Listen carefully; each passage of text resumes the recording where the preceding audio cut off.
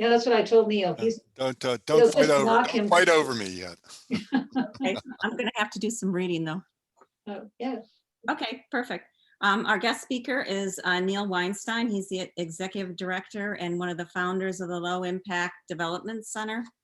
Neil is a registered engineer and landscape architect and is a member of the American Institute of Certified Planners and the ASCE Urban Water Resources Research Council. He has an MS in environmental engineering from Johns Hopkins University and an MLA from the University of Georgia. For the past 20 years, he has primarily focused on the planning, research, and design of innovative stormwater management practices, including LID.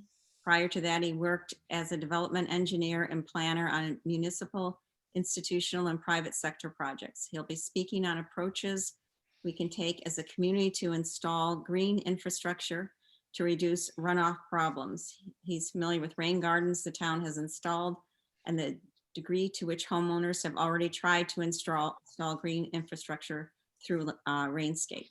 So Neil, thank you very much for agreeing to come, and we hope to learn a lot from you tonight. Thanks. I have a sidekick with me, but I don't think he's logged in yet.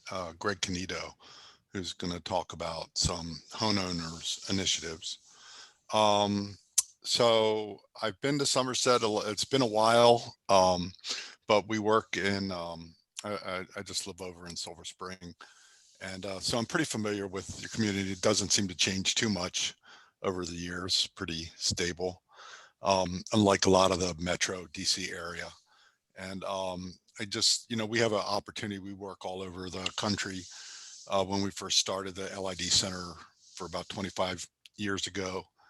And but most of our work now is in the District of Columbia and surrounding jurisdictions.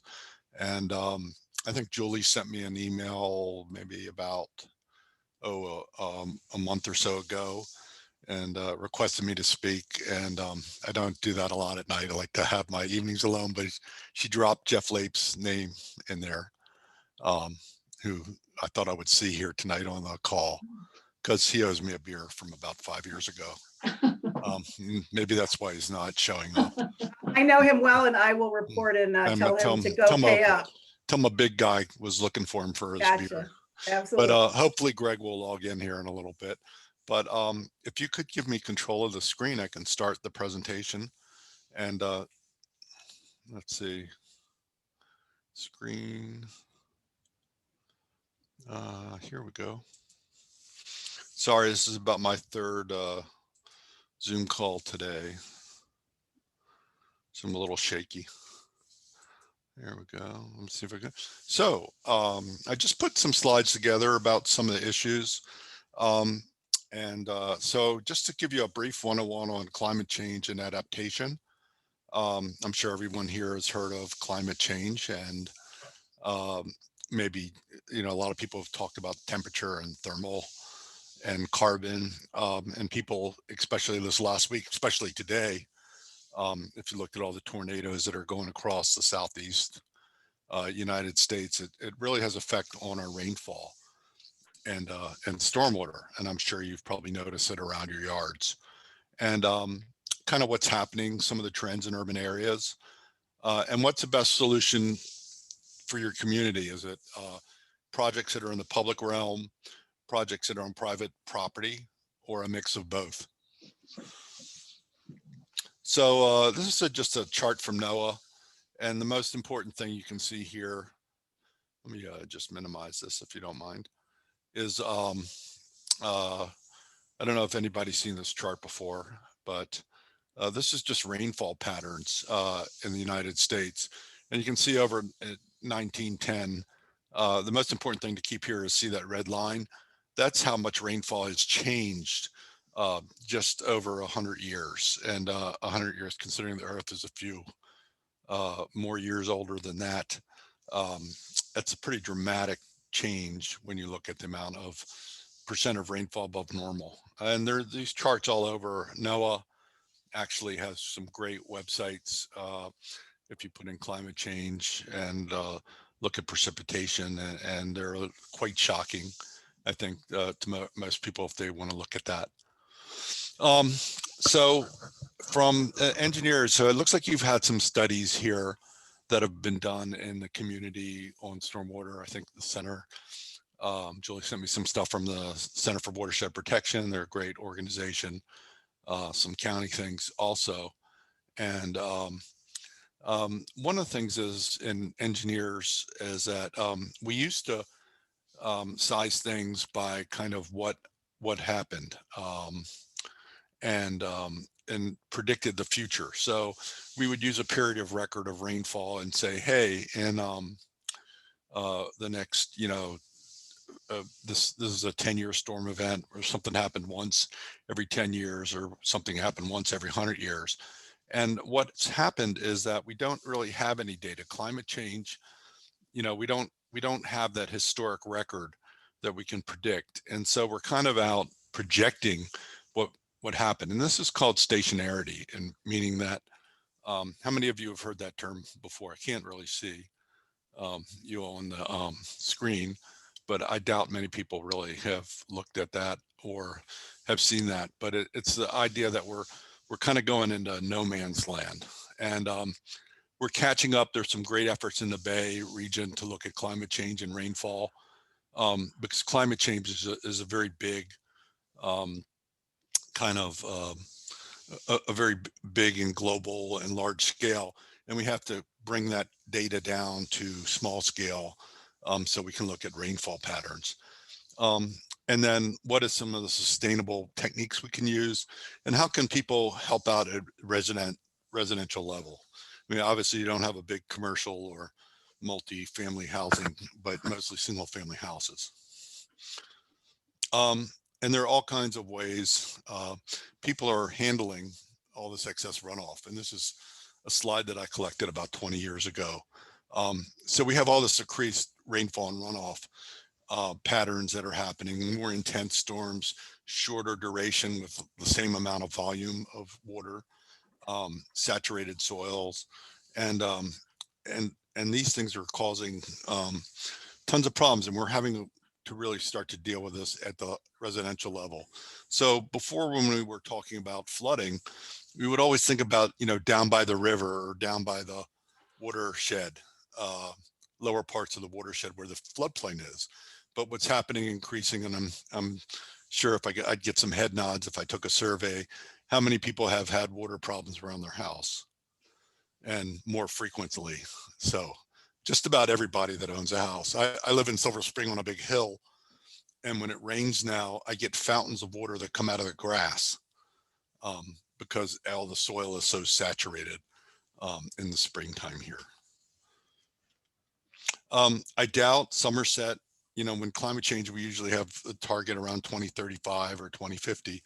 And I doubt Somerset will ever look like this in the future. It won't be redeveloped, or it's new development. You're mostly single family houses here. So a lot of the green things that we talk about, like large green roofs, solar farms, really aren't applicable at this kind of a neighborhood scale. And then we're reimagining more waterways. It used to be engineers would size stuff and put a big concrete channel in and collect everything. And now, we're looking at, on the right is the LA River, and some concepts for redoing it. I know you have that big concrete channel down that runs by Little Falls. Maybe that could be daylighted or green, if there's sufficient capacity. But engineers who used to shy away from this are now starting to embrace it, because taxpayers and people want it. They don't want to live near the thing on the left-hand side of your screen. So just to show you some of the stuff that's happening around town, this is how many of you have been to Hyattsville? It's a pretty nice old community, lots of single family houses. Not too much different than, Somerset, really. Actually the lots are bigger. And this is a 11-acre drainage area. These houses were built back in the 40s. And you can see they're all single family houses. They're in there pretty tight. And there's a big green space in back of it. It's about 11 acres. It's wooded. It's really nice. And you wouldn't expect much rainfall or much runoff to come off a site like this. Soils aren't too terribly bad. But what's happened is we get these higher groundwater tables because they're getting recharged around the structures. We get more frequent rainfalls, we get more intense rainfalls. So when it rains, and let me just see if I can bring this movie up to you. Get my notice here. Let's see if this works. So here's what happens down the back of all those houses. This is only about 11-acre drainage area. It's not very big. And you can see one thing here and where this water is going. This is not even when it's raining very hard. This is just after a big rainfall. And you can see one of the issues here is that people's houses, they keep fences up and it catches debris. And this is something that people have to watch as communities. Trees get in the way, vegetation. So the water starts to spread out because it doesn't have anywhere to go. And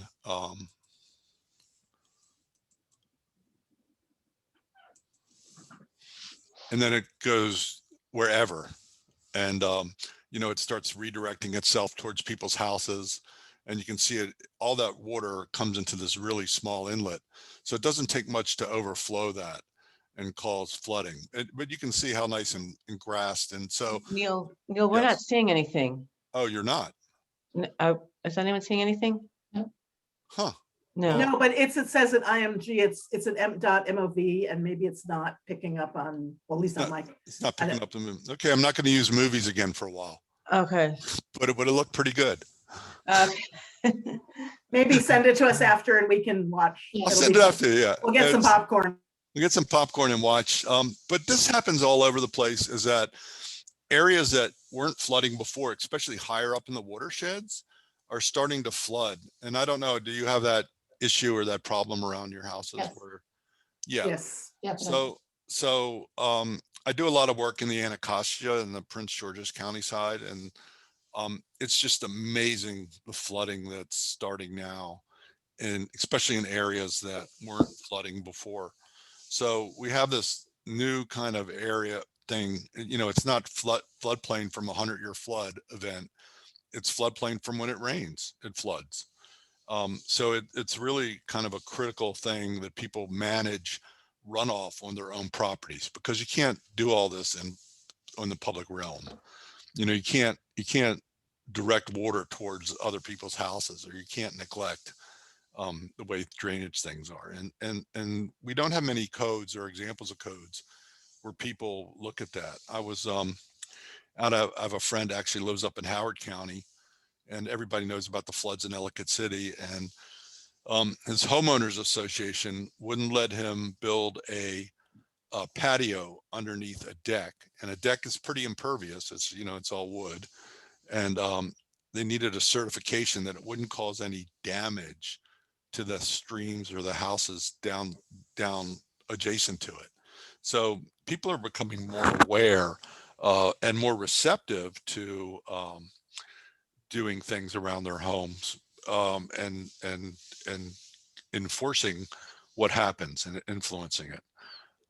This next slide is, you know, we can talk about the public realm, which is public space, which is, you know, essentially the roads and the infrastructure. And when you look at Somerset, just like any place else, mostly about 20% of the land is public, which is street right-of-ways, parks, and the rest is private. And, you know, the other 80%. And this is why a lot of times that people think that they can put all the solutions in the public sector in the street. And a lot of times there's just not room. So this is a green street we designed. It was probably one of the first, if not the first in the region. It was done almost 20 years ago. This is in Edmondson, Maryland, if you want. It's nice. It's a place to go. You're right down the street from Franklin's. If you haven't been there, it's a real good brewery and place to go have lunch or dinner. And this has a permeable pavement strip, and we made a bike strip along the side. And then we have these rain gardens adjacent to the street. So that's kind of the first generation. And then you look at the different pavements, you know, people say, well, you can't have permeable surfaces. And you can see here, you have a relatively low speed road where the whole street is a permeable pavement, where the water goes down through the spaces between the pavement blocks and is stored in a gravel reservoir underneath. So there's all different kinds of this technology. So maybe 5 years ago or 10 years ago, that's when people started using permeable pavement blocks to in streets, especially around parking lanes on the right. And then on the left, this is a precast concrete, permeable concrete. So what happens is there's always new technologies and people trying to make things more efficient. There's a lot of capital, a lot of money in that's being invested in infrastructure, especially storm drain infrastructure. So I think someone made a comment, there's no place to put any stormwater management bump outs, but there certainly is a place to put a strip along the side of the road. How many of you have ever been up to Brewood in Wheaton or Silver Spring? So if you're taking notes, type in Brewood, B-R-E-E-W-O-O-D. And it's a neighborhood up by University Boulevard and Arcola Avenue, somewhere around up there in Sligo, right by Sligo Creek. And the county has a website. It'll take you to the Montgomery County's website, where they spent several years working with the residents on putting bioretention. Everybody heard of bioretention? I should ask that, or rain gardens along the side of the street. And at first, the residents weren't very happy with it because, there were parking issues, there were access issues. They were like, who's maintaining this? And it took a couple of years, actually. And now people really like it, to get it kind of straightened out. There were a lot of complaints and all that. And, the designs got changed a little bit, the plants got changed. And now the picture on the right is a lot better than the picture on the left. But in the springtime, it really looks nice and people have accepted it. But that's one way to keep water off, downstream properties and the drainage system. But whatever you do, we have to look at the systems and how they operate. So this is in Mount Rainier. It's a study we did. And we looked at a lot of the storm drain infrastructure kind of appears, meaning that, the public utilities map the places the pipes are supposed to be, and then somebody comes and connects to it. Or the other issue is it's not maintained. And you can see here's in a manhole picture of a pipe, and obviously that pipe is not going to carry very much water. Or to the far right, an inlet, and that inlet's clogged. I mean, it's totally filled up with dirt, so no water is going to get in it, and the water will just keep going down the street until it overtops the curb and starts spreading on people's properties. One thing that I found is very important is dashboards, and technology is pretty cool. Geographic information systems, and mapping and keeping accurate records.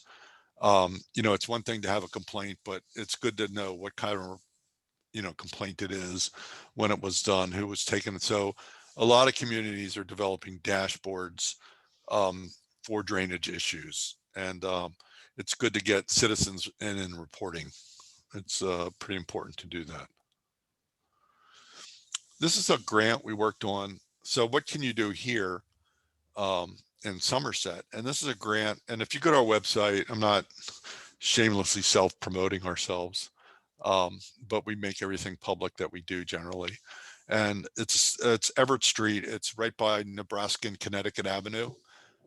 Pretty similar to Somerset. A lot of duplexes there, but essentially pretty large houses on very small lots with not a lot of yard. And solar panels, rain barrels, you can make really sustainable landscape, permeable pavers. So we did there, and we did some road diets and some bump outs.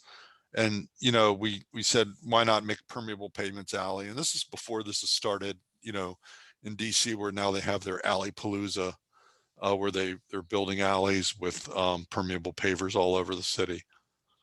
So there's some good resources out there besides ours that you can get a lot of good ideas and a lot of techniques to use. And like I said, it's important, I think, to have, you looks like you had more than three. Usually when there's a stormwater committee, there's 3 people that show up. But it seems like you got a pretty good crowd here, of friendly people, which is important at 8 o'clock at night. And keeping track of things. If the town can keep track of things, it's pretty important to do that, and you can show some progress. I don't know, did Greg ever show up or log in? Is he I here? haven't gotten a request. I'm getting Matt left, so I'm getting the requests, and I've only gotten one so far. Because I saved my that was it for my presentation. Let me text him and see where he's at.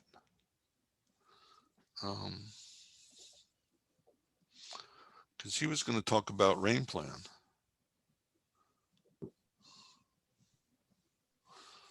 Did anybody have any questions while I'm doing this? I had a question about the permeable pavers on the streets. Can you snow plow? Can you use a plow on those things? Yes, you can. What they do is they take the plow and first thing is you won't probably get as much snow. I mean, we had 1 snow here this year. Right. But yeah. it's warmer, and a lot of the water, I mean, we use it, it's used up in Toronto quite a bit in cold climates. And the plows that usually they have a skid underneath them, so it doesn't, the plow doesn't scrape right on the pavement, or it elevates it just a little bit. So they can be plowed. I have a kind of a general question. And maybe sometimes I feel like we do live in Ellicott City, because we have literally rivers flowing down, not creeks, but like a wall of river of water flowing down several of our streets from basically top to bottom. And I'm trying to imagine, in people's backyards, what could be done as a community to kind of channel the water or capture the water. Besides, I mean, like you were describing waterfalls, people have waterfalls in their backyards. And so I'm trying to figure out what could be built or could be done to slow the flow of water or guide the flow of water in our town. Well, a lot of things, when these things were designed, I mean, your house is probably what, from the 50s, 60s built? My house is from the 2000s, actually. Oh, okay, thanks. Not too many newer houses, but when these things were all graded out in these subdivisions back in the 40s, they weren't that precise a lot of the times. I know I live in a 60s subdivision. I think most of Somerset was built in the 60s, 70s when you look at the aerial photos.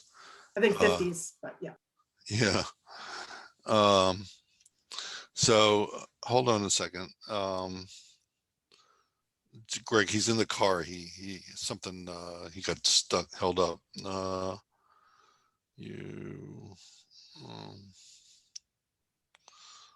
We may have just one question. We need to do it. Yeah.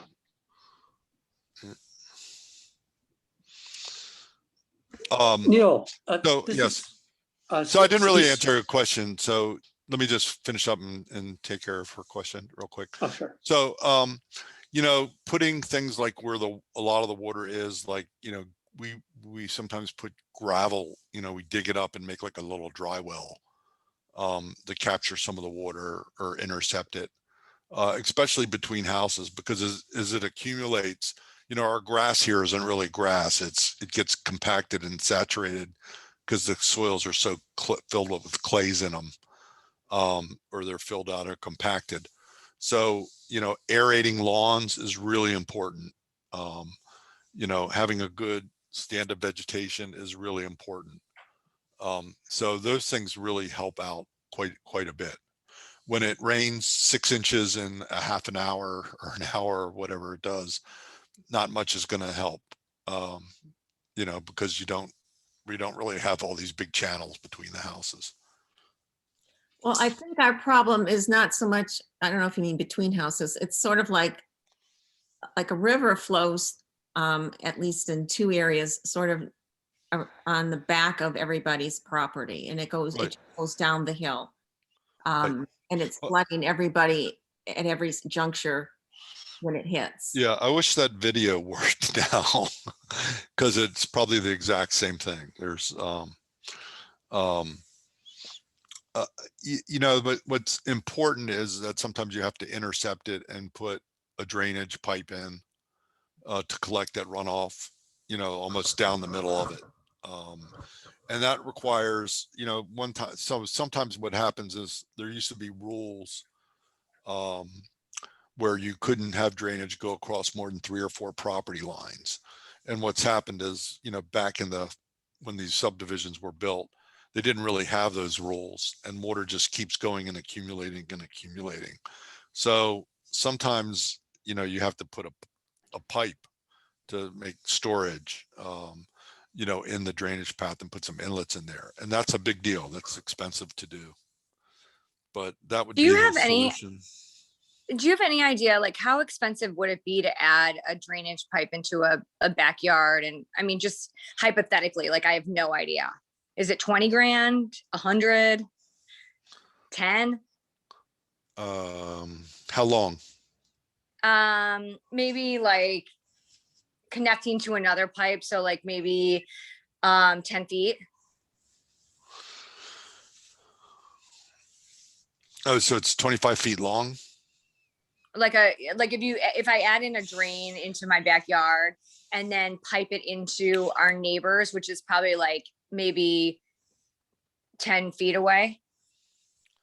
That's probably a 15-inch pipe, and you want to make it out of at least HDP. It depends how much air is draining to it. Quite frankly, it's hard to pop it out of your head, but it's possible to do that. Maybe it's $10,000 or $20,000. Once Okay. you have to bring a piece of equipment onto a site and dig it up and put the pipe in and connect it, you probably need some easements. You probably need an engineer to take a look at it. You probably need some kind of agreement with your neighbor. Okay. So Thank you. sometimes we do is direct order to a dry well. We could take essentially make a big hole in the ground, a circular hole in the ground, and fill it with gravel. Or sometimes rain gardens actually will help. It depends how much drainage is going through there. Okay. Thank you. This is Kathy Picard. I have a question. Could I ask a question? Sure. Okay. With the issue with going into a dry well, I thought the dry wells weren't that effective. And so that hasn't been that promoted recently by the county. And we get these waivers granted for new construction because, Right. and maybe you've already gone over this. I'm sorry, I was a little late coming in. But no rain garden is going to collect what we get. I No. have a rain garden. The county paid for it. It's 300 square feet.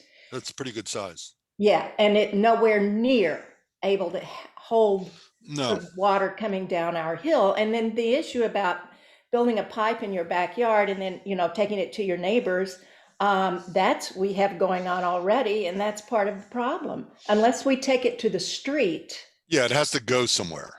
Yeah. Water always has to go somewhere. Once it starts going downhill, it starts collecting and collecting. So if at we some can't, point, if we can't get it to the street, we can't keep it on our property. Those of us who live toward the bottom of the hill, there's just too much Right. water. So if we Right. can't get it, I'm taking most of mine now to the street, and I have no choice. And I know that's not the environmentally best thing to do, but we're going to have to do it. well, And if that's why I'm thinking maybe for Somerset, we going to have to do something, permeable that's more toward the street, or on the part of the land between the road and the sidewalk.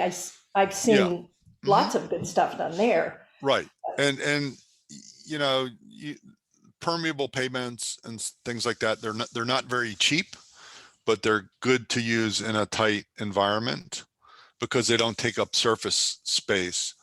So that and dry wells, I think, is going to be a good solution on the private properties because it is so much. But you know, what you have to do is start getting more of is to populate the watershed with controls.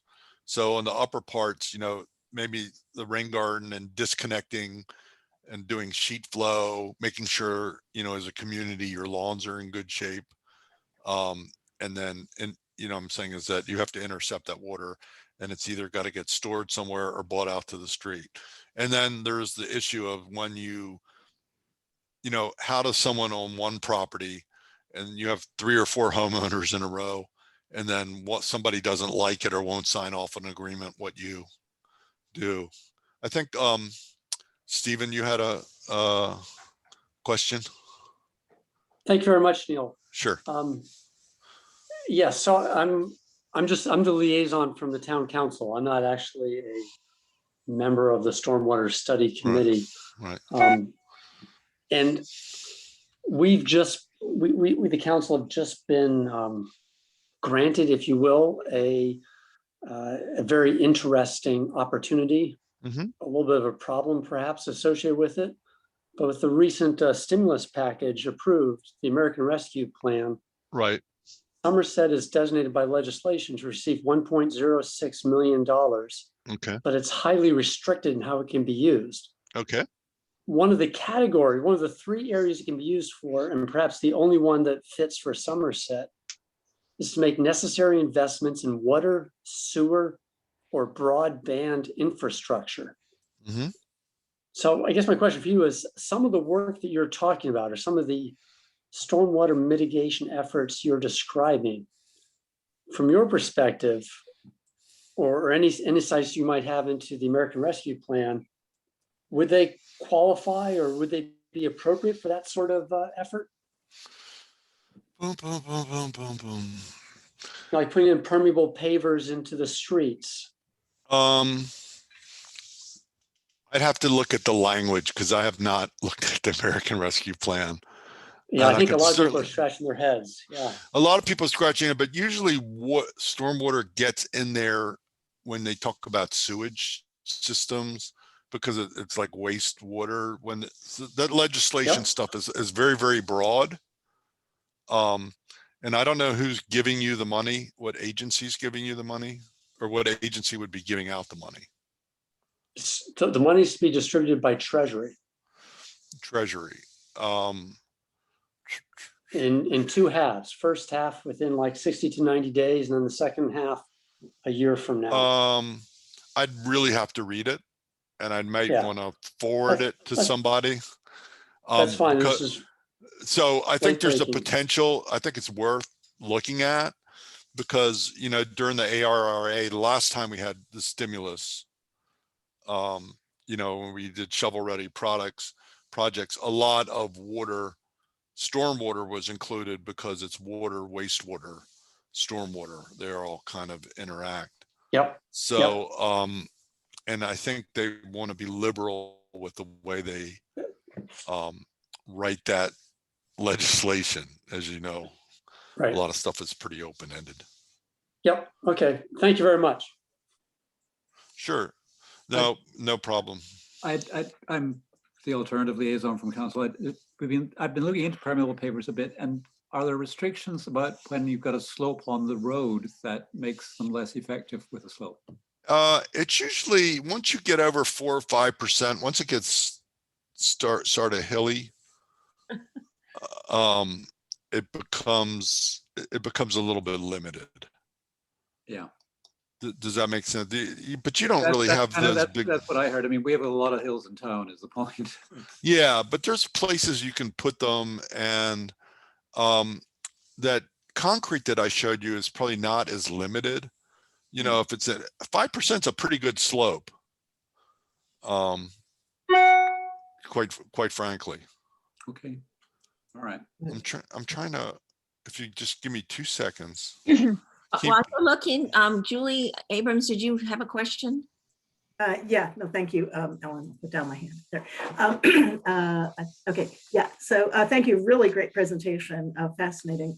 So I have 3 questions. I know you maybe can't get to all of them, so I'll put them in order. No, I have time. It's, Okay, yeah. okay, thank you. The first is, so we have various subcommittees on this Stormwater Committee, and I am on one on rules and regulations. So I'm curious, you seem very knowledgeable, what jurisdictions anywhere in the country, not just locally, do you feel have sort of best practices, stormwater regulations that are really for the current, that for example, that chart you showed us the rainwater for now, not for 10 years ago. So we'd love to hear if anyone you recommend we look at, kind of models of what has been done. Yeah, that's my first question. Should I just tell you the others, or you want to tell me that first? Okay, so that's pretty tough. I'm just trying to think who has a really good program. That's something I'd have to get back to you on, because Sure, it's been a long day, and of course. small towns Sure. that have stuff. Right, we're not Washington, DC, right? Yeah, some of the Anacostia, like I have to think about it a little bit. I'm just sorry. I'm just No, kind that's of fine. blanked That's out. fine. It's been a No, long I can day. follow up. No, I'm happy to follow up, but thank you. Yeah. The other 2 were just more informative. So 2 pictures you showed, you briefly mentioned, I forget what you called them, some kind of drain near the street. You called it something. And then the Little Falls Parkway, you called it Light of Day or something. Just really quickly, kind of real basic, what are they and would they be relevant to Somerset, the town, that little mini drain? Yeah, thing? I mean, I think And people are yeah. looking at stream daylighting. What does that mean? Sorry. So that's street. Well, that's when, or connecting back to the floodplain. So that's when you take these big concrete channels or little concrete channels and essentially bust them up and widen the flow area. These things are made to, those concrete channels are to keep the water as compact as possible.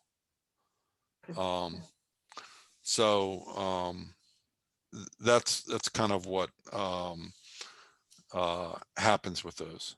Okay, and then the piece where you showed, I forget the neighborhood where you had done it and there was resistance at first, then they liked it. And it was something where there was sort of a mini drain. It looked like right after the curb in the street. I couldn't quite tell. Just what was the main point, if it's of relevance to? Well, the relevance is that sometimes you want to build a couple of these, just not 50 of them all at once, because people have to get used to looking at it, and understand how it works. So I think what's happened, like in New York City, they're supposed to be building 1,000 rain gardens. What's happened is that they put them all in so fast that a lot of them did not work out very well. Okay. So Thank you. No, that's helpful. Thank you very much. Appreciate it. no problem. You had your hand up? First, I just wanted to say, just for the related to the grade that was mentioned a few moments ago for permeable pavers, I happen to know that Dorset is at about 6%. So that's probably good. I mean, someone needs to look at it, but I'm just. Yeah, roughly. And the question I have is, what kind of upkeep and costs are associated with permeable paver roads? How often, how expensive? Usually we recommend that they get swept twice a year by a mechanical sweeper at the very minimum, thing with the big brushes on it. And every, 5 or 6 years, they need a little bit more cleaning than that. And sometimes you take a vacuum sweeper and do it. What usually happens is you get little areas where it gets clogged up and not the whole big pavement part. So do you do some kind of like annual inspection of it? Yeah, you want to inspect it annually. I mean, you want to, and this is why I get back to this dashboard idea, which, keeping track of things. You can have the neighbors look at it. You could have your public works people take a look at it, and just to track it and just make sure that it works. It's like with your car, when a little light goes off, you want to make it before it goes a big light. Okay, thank you. Are Sure. there more questions? It says 2 participants raised hand. I don't know who you are. I don't. I see Jan Kaufman and Julie Greenberg on my screen. Jan, can I go? Yes, go ahead. Oh, okay. Neil, I wanted to ask you about the rain gardens that you were talking about. Those are on public land, the ones you showed us? Yes. Yeah, so I have a question. If we were interested in doing some rain gardens, it doesn't really help though to do them on public land if that's not the spot where people are having a lot of problems. Like for Right. instance, in the street that Ellen was talking about, it wouldn't really help to put a rain garden somewhere not there, because what they're having the problems with is at the back of their house, right? Yeah. So what really is, when these things are getting done by engineering companies and big jurisdictions, they often go by the little things. And a lot of this is really listening to people, Mhm. and saying, where's the problem at? A lot of times these projects get done and then they have a meeting at the very end and say, here's what we did. You got any input? Okay, that's a good point. Thanks. Have a nice day. We kind of preach that you got to really work with the community and work. And if it goes on private property, what usually happens in big jurisdictions, that's a no-no, because it's just, and then you have to start doing private stuff on private property everywhere. And there's Mhm. maintenance, there's access, there's easements, there's liability. So you have to have a really cooperative group of people. And so one way to do this is if you give people grants to do this work, then Mhm. it's their responsibility to do it. And, Mhm. you don't have all these procurement issues and all that kind of stuff. So that could be done in some community where it's kind of the carrot, the grant that will give you X. Yeah, having Yeah. grants, like Montgomery County, I don't know what people's experience have been with that. I mean, it's worked for me, but I've never seen them come around my house, and take a look at it. I've had it for 5 years, 6 Mhm. years, so I think it works pretty well. I can comment. I have worked with Rainscapes and Yeah. So you work with Ann, yeah, right? I worked with Ann, and they come around every 2 years to inspect because you Right. get a little bit of a tax break, not much, but No, yeah. they come around. But again, I just emphasize that the 300 square foot rain garden, it doesn't catch it anymore. No, it doesn't. And Yeah, another thing that was interesting, we've had people, and it was recommended by the town and Parks and Trees a couple of years ago that we pull out bamboo. And there was a huge stand of bamboo uphill diagonally from me that was pulled out 2 months ago, and the change in the water is astounding. Enormous amount of water coming down. And so I started looking at Oh, yeah. bamboo soaks up a lot of water. Yeah, bamboo soaks up a lot of water. Willows, river birches, are very, no, I forgot the word for when you're attracted to water. This is bad. I'm in trouble. I forgot that. Hydrophilic. There you go. Thank you very much. Someone gets an A for the day. Yeah. So planting of the right species, if you planted river birches everywhere, it would suck up water like crazy, and plant, willows out of the way. And sycamores, I've heard sycamores are great. Sycamores are great trees too. Yeah, stuff that grows along the river's edge, fringe trees, like small flowering trees, are great too. They work pretty well. What kind of tree was that? Fringe trees, they're very small. They're native trees. Yeah. I have fringe trees, Ellen. You can come see mine. There you go. I have one too. I didn't know that. I have one in my yard. Yeah, this is a tough crowd because you're familiar. I can't throw anything by you. You're bamboozling some of us. Feel better. But our experiences come at painfully. Yeah. Are there any more questions? Yeah, I'm sorry. I can't find Greg's thing, but let me give him a little shout out because I've been helping them get this kicked off the ground. We could go on with our meeting. Do you want to try at any point you reconnect him? We can break back in. Would that work? Yeah, let me find out. Actually, if you share the screen, I can show you the website and I can talk about what we're doing real quick. Julie had a question. Julie Greenberg had a question. Okay, Yeah, Julie. but it was going to be on that I. had- Oh, sorry. Sure. About rain plan, both for individuals and for HOAs. Yeah, so let me bring that up. And so what rain plan is, and Greg has been working on, Greg used to work with Corvius, and they spun off, and they're essentially when you did your rain garden, what they do is they look for the subsidy, and because they're building, thousands of rain gardens at one time, they can put them in cheaper. And if you go to rainplan.ai, and I think, Jewel, did you apply for this? Someone did. I think. I've gone through the whole process. The whole process, The right? whole process. Yes. So you could give this presentation.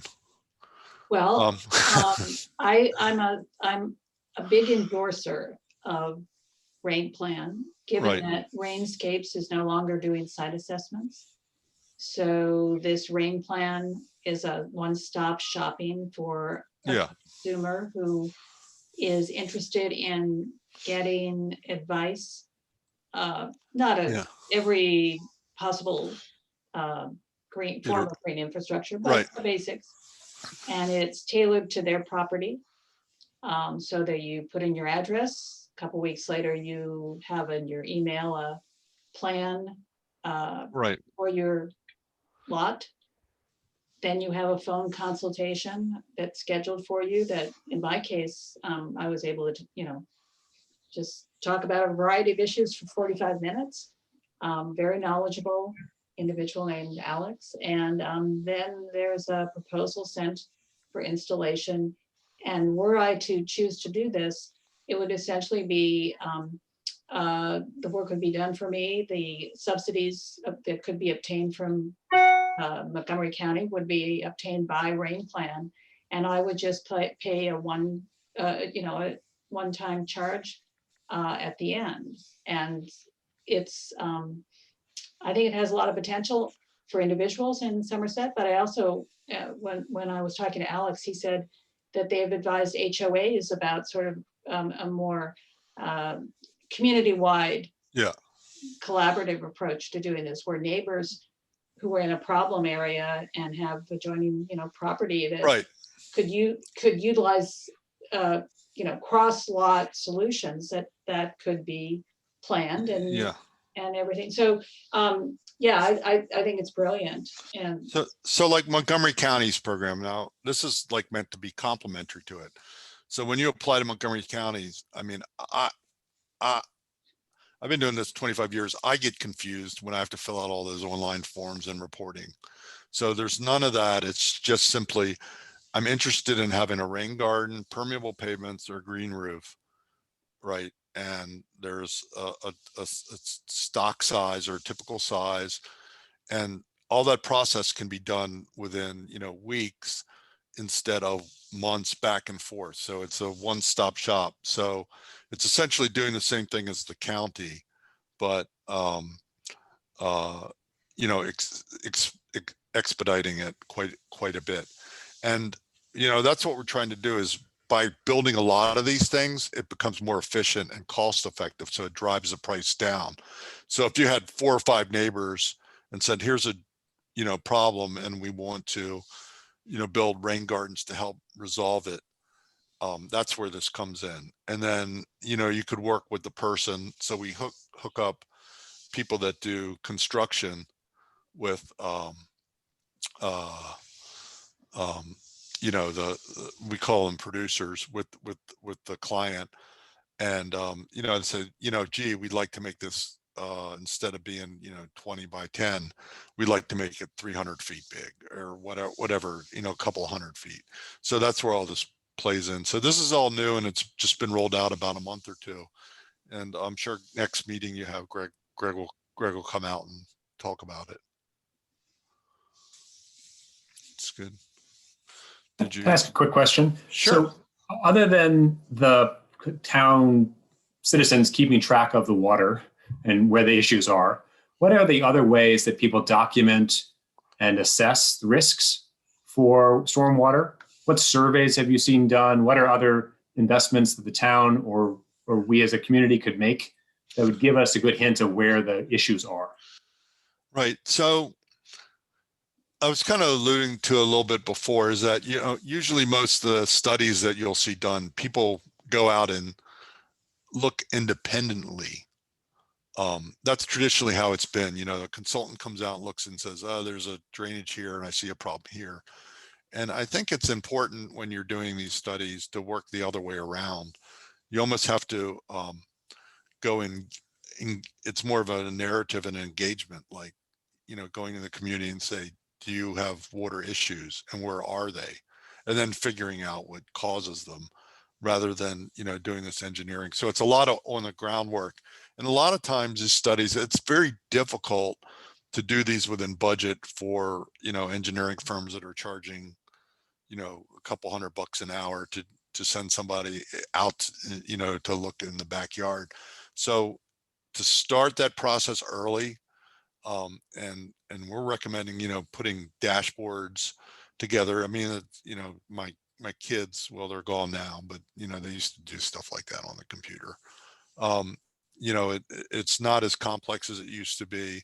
Uploading pictures. So there's a whole program. If you look up Coast Smart, just type that in Maryland Department of Natural Resources. It's a good example of, it's in coastal resiliency of how citizens can communicate these issues with jurisdictions and track them. So if you do a lot of that homework up front, it makes it much, much easier to identify where the risk areas are, because that's what you want to do. Where not necessarily where all the pollutant goes to, but where's the risk to, it's a risk-based approach. But if we knew impermeable surfaces of every private lot, would that be a risk assessment? Well, risk is, here, this property, the drainage comes from 8 properties, but it's flooding this property, right? So you have to focus on what the remedy is for that that area. But that's very ad hoc. It doesn't seem very systemic across the town. Well, that's, I think some of the issue, it's just my experience, is that it's hard to make blanket statements because the drainage is flooding an individual house, or it's going in through this window in the basement. So it's, instead of a macro scale, it almost has to start organically from where the problem is going to go to, like what's at risk.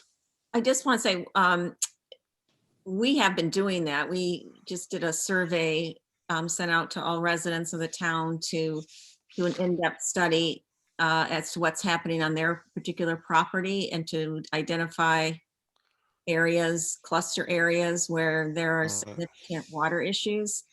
And we're also in the process of collecting photos and films of what happens when there is a significant rain. So, I mean, hopefully we'll have a lot of data shortly, like in the next 2 months. So when we have this data and we, have a pretty good sense of where the problem areas are in the town,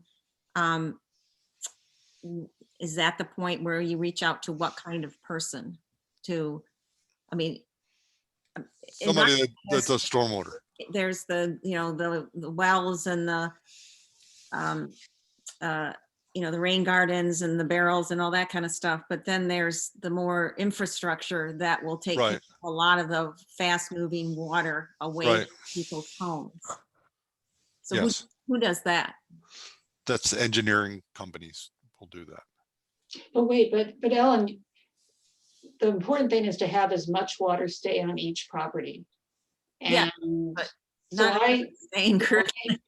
I know we've talked a lot about drainage pipes and everything, but ideally, we would not, that would not be where we would go first, is to. No, I'm not suggesting it's where we go first, but I think there are some areas where, I mean, what Kathy said, you know, she's done the 300 square foot rain garden. She's done She's at the bottom of a hill. It's, if we had every home above her holding on to all its water, her rain garden probably would be enough. So That's true, Julie. The problem is I'm taking everybody's water. So like the buck stops here. right.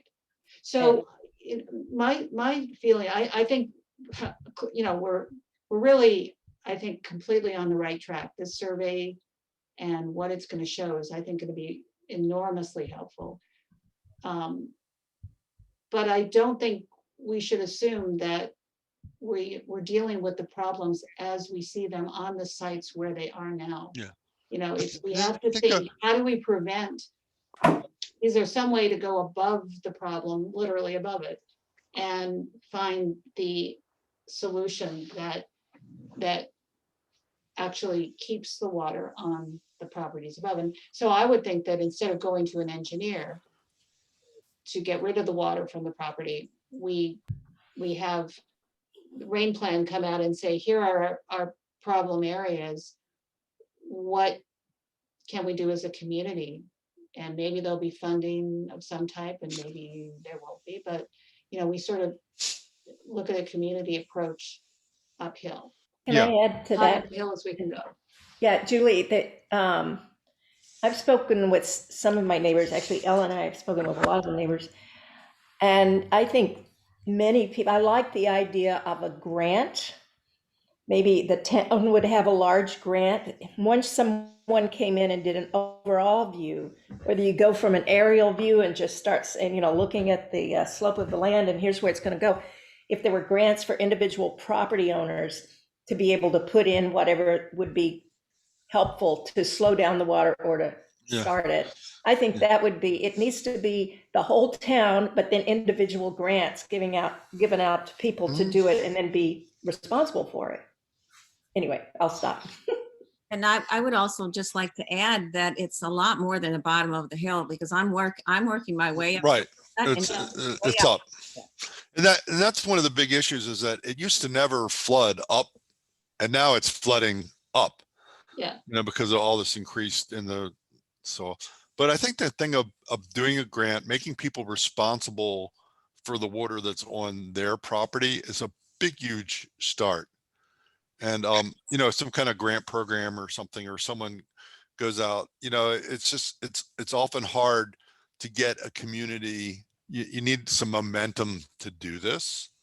And I can tell that everybody in this room gets along really well with each other. And in the community. Wait, I saw a couple of eye rollers in there.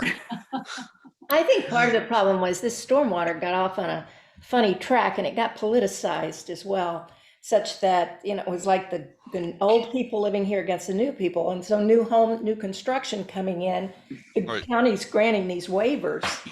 Right. And it is creating a problem, and it's not that we aren't friendly. I mean, that's a problem that exists everywhere, is that, you know, once you start waiving one property, you start waiving 50 properties. And then all of a sudden, you know, whenever you have a new home, I don't care what you say, it's going to affect the drainage, you know, so. Right now, for the house that's next door to me, they're trying to tear it down and build a brand new house. And they have been given a 50% waiver. And we already have significant runoff into my yard, and we had huge floods. And so, like, I'm not really sure, like, why would they get a waiver like that? Because they can. That's just the rules. I think it was lobbyists somewhere. Yeah, I mean, builders said, you know, I'm not increasing. So, you know, a code or ordinance thing would be to have a certification. And I don't know if you can do this, depends on how you're set up legislatively, and saying, hey, we want an engineer to stamp that there's no additional drainage problems on this. Like they already say on their piece of paper and their site plans that my backyard will receive 30% more runoff. Right. Well, I would just say then you need to not give them a waiver. 30% is a already lot more did. water. Well, I mean, that's the way the legislation's set up or the code set up. So, Yeah, I mean, that's the Um, kind of issues we're looking at in the Rules and Regs Committee, frankly, because right now it's the county, and so we'll be looking at that. Can I ask a slightly different question? It's really simple. sure. When you mentioned about the dashboard, do you recommend that it be publicly available to anyone to Yeah. view, or Right. or only for town residents? Because we have both layers of privacy. We could have truly public, or you have to log into the town website public. I can't answer that for you. Okay, that's fine. But certainly, privacy, a lot of people don't want to see a little red flag on their, GIS map that says your home has here's a drainage problem. Right. Okay. So No one maybe likes so, problem. yeah. Right. Maybe enough, if people had good stars, might, Right. so Rain garden here. rain garden here, Yeah. So I understand that, but when you're dealing with private property, it's a little bit different, Sure. Okay. My other thing is that for the 1.06 million that Steve mentioned, if you later, as you're thinking, running, walking, showering, have ideas for that we could do, because Sure. know the cost of things, and people like me have zero clue about that. If you have some afterward thoughts, I would personally really love I have to a hear really it. good thought. Take the check and make it over to Neil Weinstein. Okay. Yeah. I okay. think that's a great idea, and I'll take care of it all for you. Yeah.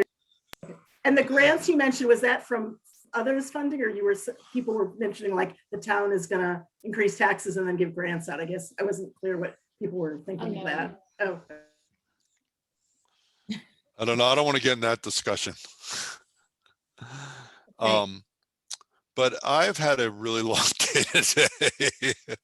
And I have to, this is a good group because I have to think a lot when I answer questions. So is it possible for your partner to come back at some point to explain? He'll come back. He'll come back. He's got 5 kids.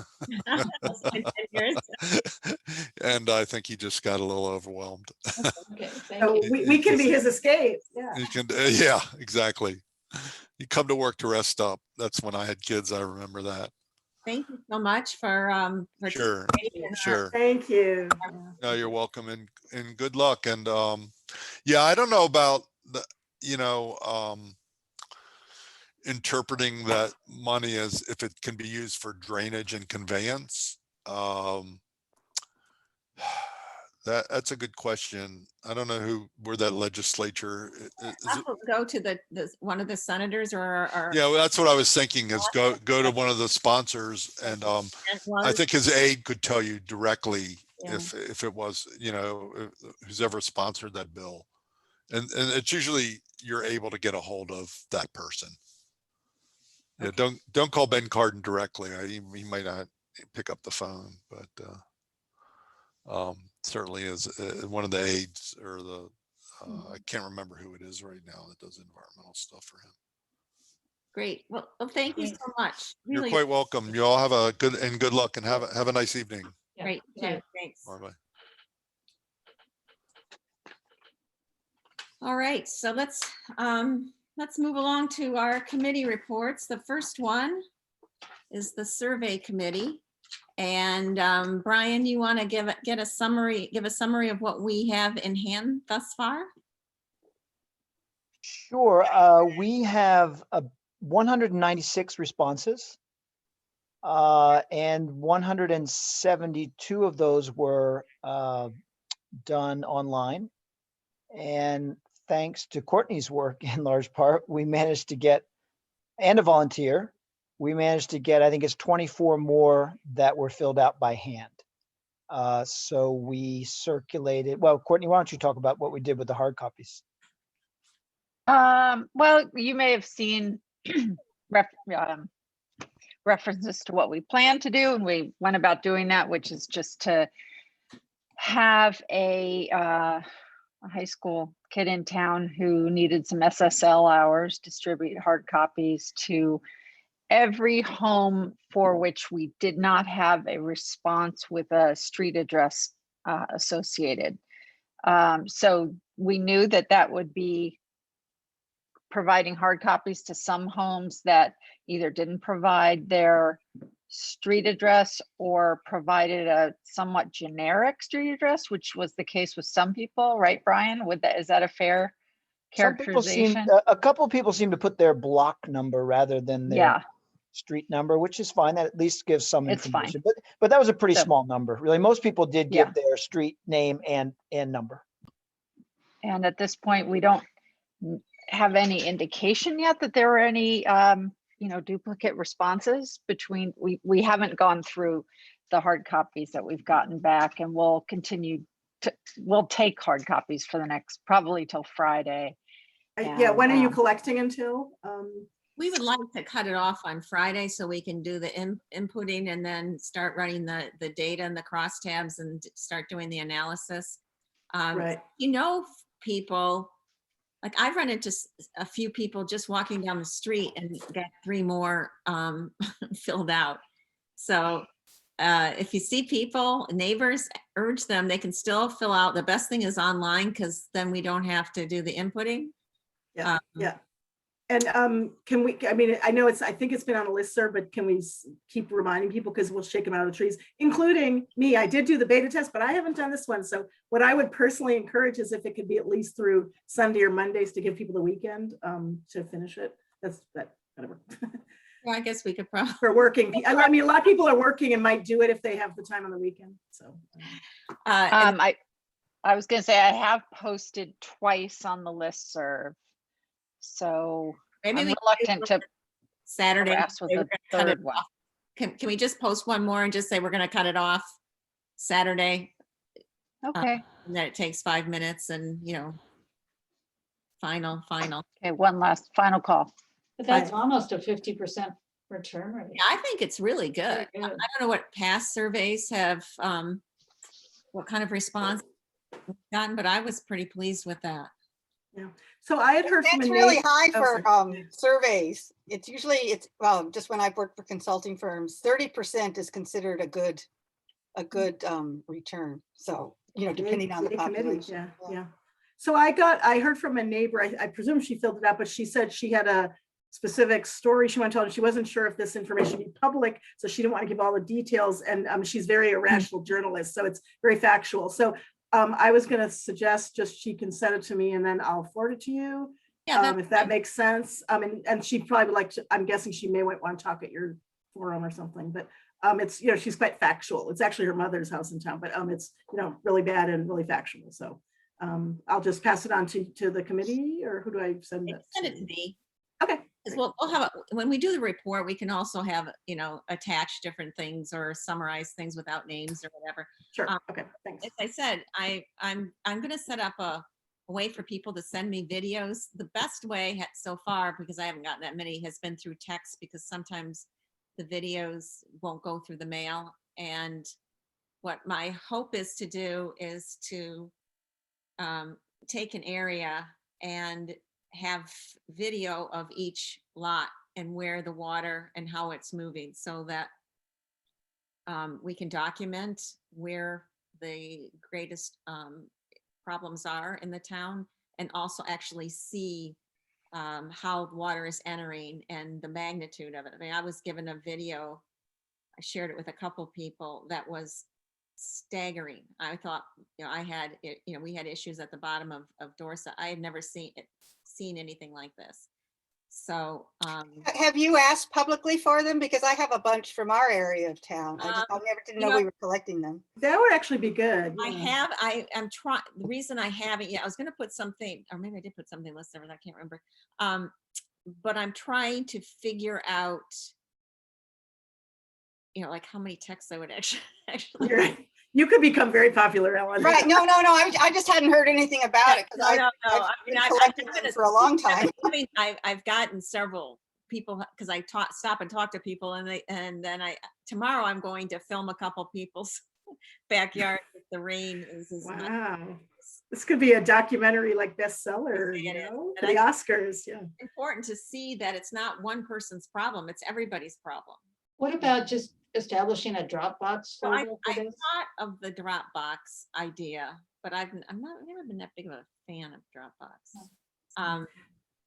Because when, Ellen, if you're looking at the greatest places, which I think is a great idea, I mean, the worst places, but if we're only hearing from, you know, half the folks, even though that's a great response rate, and I really am impressed, you know, are we sure we're actually getting that? And maybe getting the videos or just even I'll put out offhand we would get also, something. we also have for the most part, when we will identify the cluster. So if we know there's 6 houses that are all saying that their yard is perpetually wet and they have damage to their house and to their yard, you know, we will piece together, either they can give it to us or we'll ask if they want us to come, you know, pull it together. So, and I thought that was a good suggestion from Neil to document and to keep track and know the dates, because, you know, Kathy and discovered and her uphill neighbors, you know, underground pipes that nobody knows how they got there, what they're connected to, or anything. And just having that document, trying to figure out where a lot of this stuff is coming from. No one seems to know, for future people. I see Michael was asking, do we have representation on the survey from every block? You're talking about in terms of response rate, Michael? I think so. Yeah. We definitely have from every block. Right, Brian? All right, well, I have to confess, I left Deal off of the drop-down list, so I don't know, that's 3 houses, I think. Uh-oh. No? They did You- get Can you a hard add copy. it? You can add it now, right? But they did get a hard copy, so we will You add might it. want to, yeah, but you may want to add it in the thing, because I mean, some people may do the online later, like me. Yeah. So, But you yeah. know, one of those addresses is the brand new construction that just got completed. So they will have nothing to say. That's true. I think And there if- are literally 3, oh, there's 4 houses actually, and one of them is the new one, right? Yeah. Which has paved over 99% of its lot. So No, actually, I checked. That is actually under the 30%. Amazing. is it really? Oh, yeah. I don't know how, but I did get the plans and it's under 30%. Okay. 2 months. So the plan is to do the input and start writing the report, with the idea that we will have it ready for the forum, which we're going to talk about at the end of the end of tonight. Okay, so the next committee is the impacts on stormwater. Yeah, so that's Julie G and Brian and me, sorry, I forget which Julie I am anymore. So one of the things we're going to talk about is the database. So Brian inputted all the construction related tree removal. So it's only tree removals, just to be clear, because I think there's a lot of interest, rightfully so, in all trees, the current inventory, the removals, everything are sort of a stocks and flows of trees, but where our mandate is really only thus far the removals. I think I forget, it's the in Parks or Natural Environment or one of the committees. I think that Robin, is that your committee, Robin, that you are liaison to? I forget. I used to be. Environment. or Steve Okay, is sorry. liaison. Or Steve, okay, sorry. But anyway, I think one of our recommendations would be we should also look at the current non-removed tree population. That's beyond our scope. So anyway, I am still honestly inputting all the removals from the last 10 years besides construction. So for, dead, diseased, et cetera. There were a little under 200 for removals, and there's at least 500 over the last 10 years, but there's way more because basically the town didn't have the files and records. That will be another recommendation. So basically it's going through all the town journal entries and permits in the journals, believe it or not. This is a little crazy. But we are just, tracking by streets, the reason, the species, what category, if they're evergreens or if they're canopies, et cetera, the size, diameter of the roots, which is generally reported. And the reason that's important and useful, both just for size, but actually there are ratios. I think I mentioned this in the prior meeting, ratio of what diameter of tree and their absorption capacity, and therefore if you lose a tree of 12 inches diameter, how much rainwater that you're foregoing absorption of. So this information will be interesting, kind of the absorption we've lost, the canopy we've lost. Also, we're seeing when we know if they were replaced or they were supposed to be. That's also pretty incomplete. So there'll be recommendations of tightening up the system. But I think, overall we'll look about that. And then, so anyway, and then sometimes there was a replacement category recommended, and then we sometimes know how they'll be. So we'll be analyzing that data. And I think it'll be quite interesting to folks. We also have, Julie found these satellite videos over time of the Somerset for aerial views from the canopy, so we can show that, which will be kind of interesting as well. I don't know if we can show that in an online meeting, that I'm not sure about, but we have that information. So I think it'll be quite rich, and this falls into the factual category, not the totally politicized. I mean, it's politicized because of construction issues, but I think this is factual information. So we do plan for the town to both get their files in order going forward of tree removals. Also, there's bonds paid and placed when you're supposed to replace trees, and better system to show if those were redeemed. Therefore, we know their trees are replaced, and to be following up on that. So there's some general town recommendations we have also, but very interesting. We'll double check at the very end once we have all the input, the species, to make sure what type they are. Like, we'll just say, here's our list of all our trees to the arborist, just to make sure that we are correctly categorizing which ones are canopy trees and not in terms of what's been removed and what's been replaced. So really interesting stuff, actually. Thanks. Great, thank you. Next one is construction impacts on stormwater. Nothing much new has really happened there. We're trying to get our numbers in an organized way so we can present them. Maybe we will send out something next month to just kind of summarize what we found, but Okay. There's nothing much new. Okay, no problem. Yeah. Rules and regulations. Let's see. Yeah, Courtney and I, this is the confessional booth, I think. Ed's Yeah. not here. I'm not Catholic, but hey, what the heck. We should have made it Ed. Yeah, we should have made Ed, but of course Ed is at an important meeting somewhere else. But anyway, Courtney has the best reason, which is she's been working exceedingly hard on the surveys, as you all know, with great success. Ed and I have just been, I think, busy with life, which is not an excuse. So I'm actually going to take a day off work next week and catch up on everything, including stormwater, believe it. So we don't have new information, short answer, sorry. Okay, and the resources and expertise, we were going to have they were going to talk about rainscapes, the rainscapes questionnaire, and also rain plan, which I know we kind of had a little bit of information at the beginning of the meeting. Julie, do you want me to talk about the questionnaire first? That's pretty quick. Go ahead. Yeah, okay. So we sent out a questionnaire that we devised to the folks who had either, who had worked with rainscapes, and we got that list. I forget, was there 50 people or something? I don't even remember. Maybe some only had assessments done and some had actual work done. And we got back like 16 responses, and I'm just going to summarize in like 2 minutes here. And our responses, more than half definitely said that the assessment was useful. There were some problems like later on with the rainscapes in their response, I think, as they got overwhelmed. But most people said the assessments were useful. People who had rain gardens pretty much really liked them and thought they were helpful. That was 4 people who had rain gardens. 6 of these responses had conservation landscaping, and they also really thought it was helpful.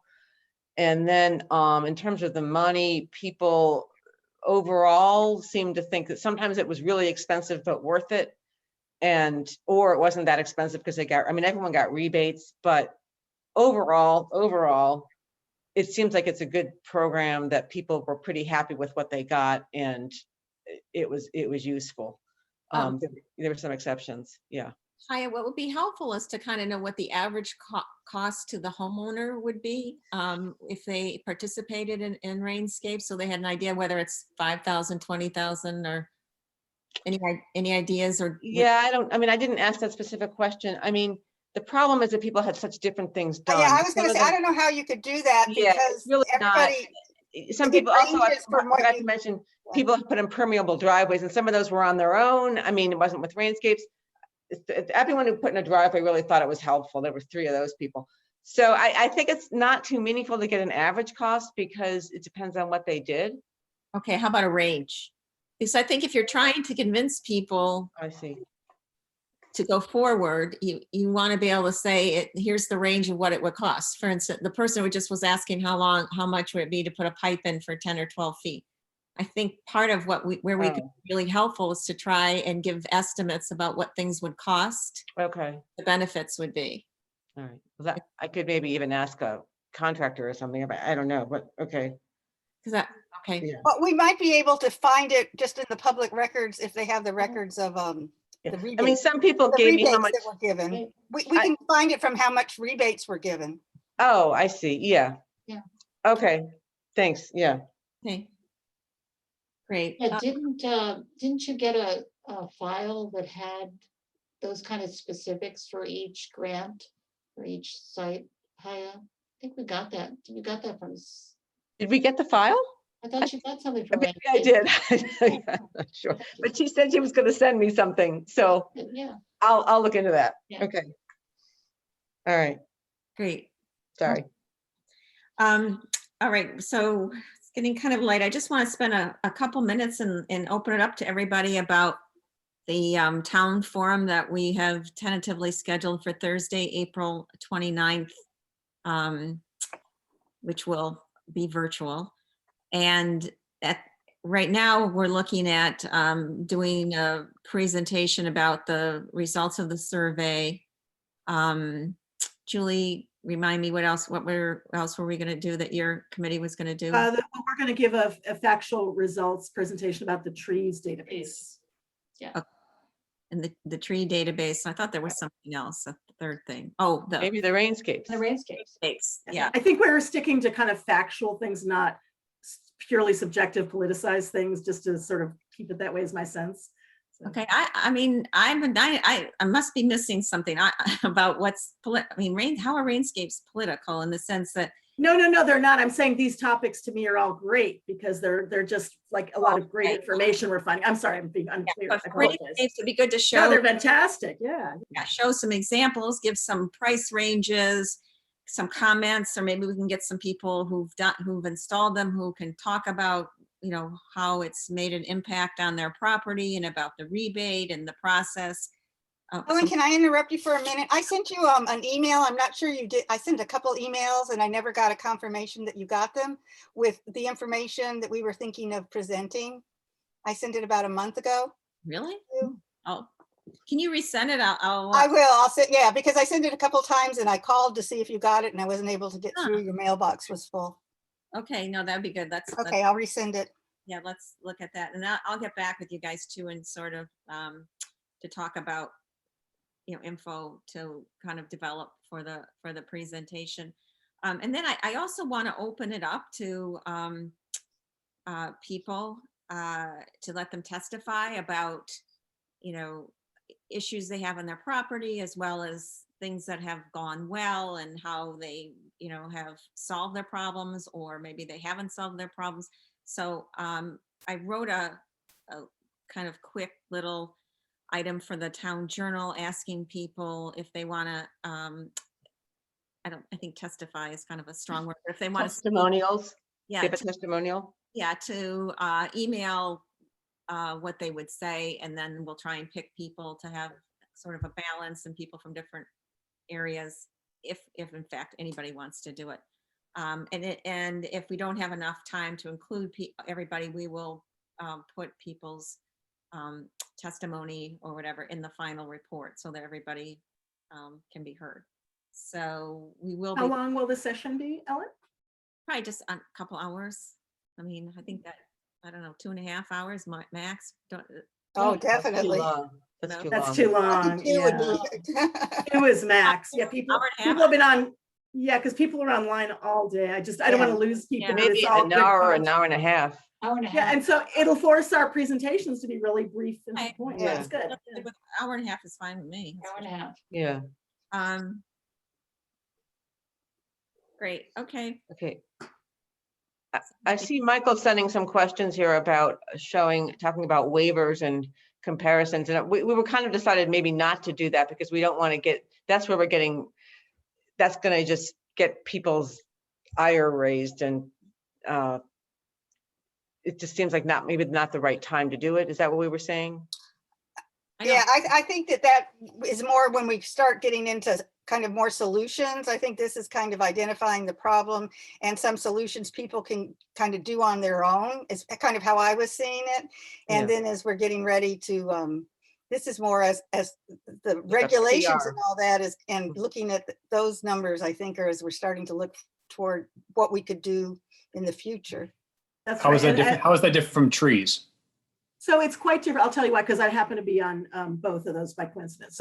So the rules and regs, I mean, one thing we said in our committee, it's Ed and Courtney and myself, so that sort of it's a two-pronged, kind of two fat tails. One is just what's out there, what's available, and then figuring we will circle back and be somewhat more reactivated at the end when we're getting input from all your other subcommittees in a survey about therefore what do we need to do, and therefore what should be the role of regulation, and if something, then what kind of regulation. So I don't feel that we would have enough information in terms of what we actually want to say in the final report yet. That's I guess my commentary. Aside from the fact I think it is, heckle raising, as I said, but primarily because I feel we need, it's premature in terms of when we could provide the most value of what the role of rules and regs are. So that's that. The trees, it's literally facts. It's what's occurred. It's aggregating information that has, we had to hunt and find, but it's really, it's synthesizing time series data about, all tree removals for all reasons in the town over the last decade, which has not been done before. So it's really, I think, factual and informative, but does show some interesting trends, which definitely have implications. But I think in that way, I consider it more a reporting and analysis of, of a time series of facts. So does that make sense? Yeah. Julie, do you have any facts about what trees are dying at a higher rate than other trees in Somerset? We will when I'm done. Yes, when I'm done input. Yeah, absolutely. Yeah. And the other thing, Brian had flagged this early on. So Brian inputted all the construction, bless his heart. So sometimes they said a lot, that even though it was for new construction, it said dead. Now, we have to take it at face value. It wasn't like, oh yeah, they said it's dead because they really want their nice, impermeable surface. We have to take it at face value.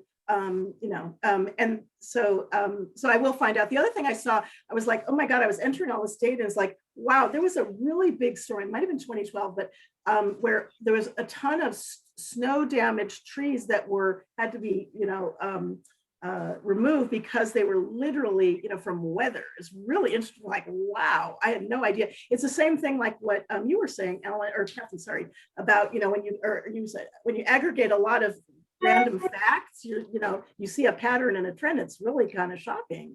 So it's very interesting. So we will have that, and both what kind and over time. And the other thing is, I think Julie G had pointed out, trees have, some of them have, some of them have life cycles and some have certain diseases. And so, over time, there's sort of not every tree is going to live forever in Somerset. We have to factor that in. So when we're removing for other reasons, we're going to have some natural attrition of trees just because of disease and age and all these different factors. So if you add in non-natural reasons for removal, like I want a new construction to remove a tree that's a perfectly healthy, where I just don't like it, where it is, you're starting to really degrade, the total population. So I think, I think we'll see, I'm guessing, I don't know yet, there'll be a net loss, but again, we don't have the new growth, new plantings, except for quote unquote replacements. So, and not all replaced. I will say though, the difference is when you have construction and you remove trees, you replace trees. When you remove a tree from your yard for whatever reason it's dead,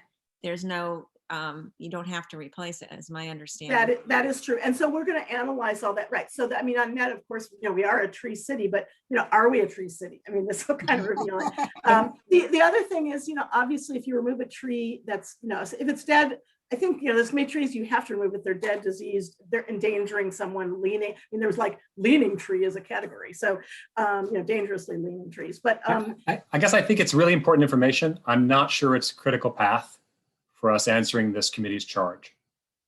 I think the No, more, it's one, yeah, go ahead, please do. I think the critical path is to figure out what's driving stormwater. If it's trees and our current regulatory policy on trees, great, let's show the tree data.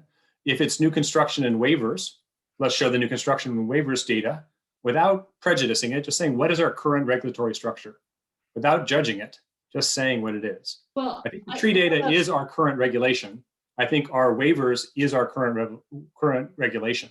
So I'm not sure I see the difference. I also think the waivers are more important to answering the core question. yeah, but Michael, they're not, it's not waivers as a regulatory regime. It's number of waivers relative to the number of homes and number of new construction, you know, new houses since 2010, because those are the only ones that can have waivers.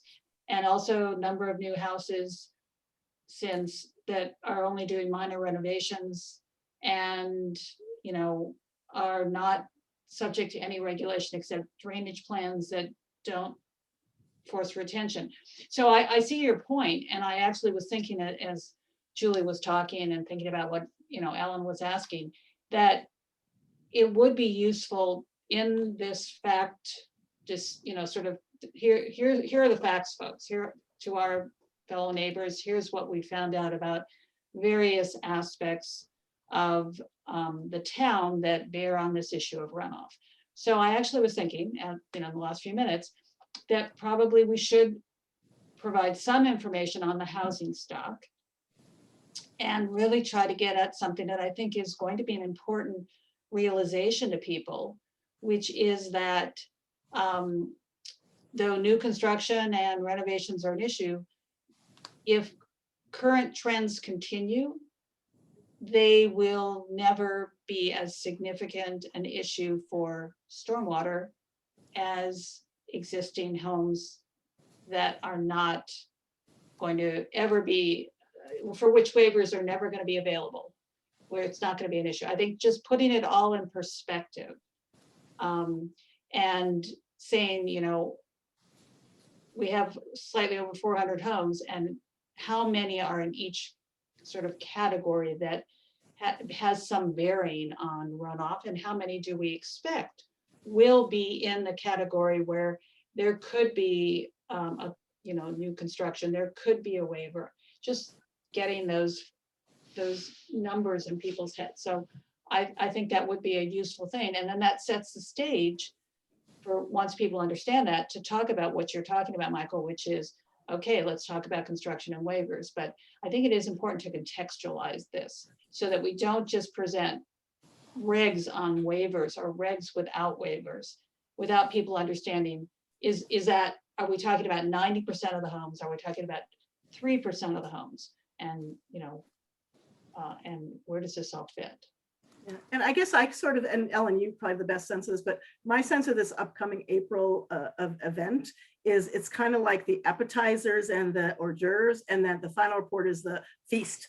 And so this is just to kind of give initial, kind of incomplete, honestly, and you know, we can do some contexting, but you know, if we, you know, I don't know, over, you know, hour and a half time, how much time we have for everything, but you know, I think that to me, it'll be important to signal that, you know, here's some initial partial input on certain subjects, but that there'll be a full report that'll be publicly available to the town. I don't know if we'll do another of these forum Yeah. for whatever when we did. Yeah. So you know, I think it's just, this is not the be all end all. It's like appetizers, and you really want the main course.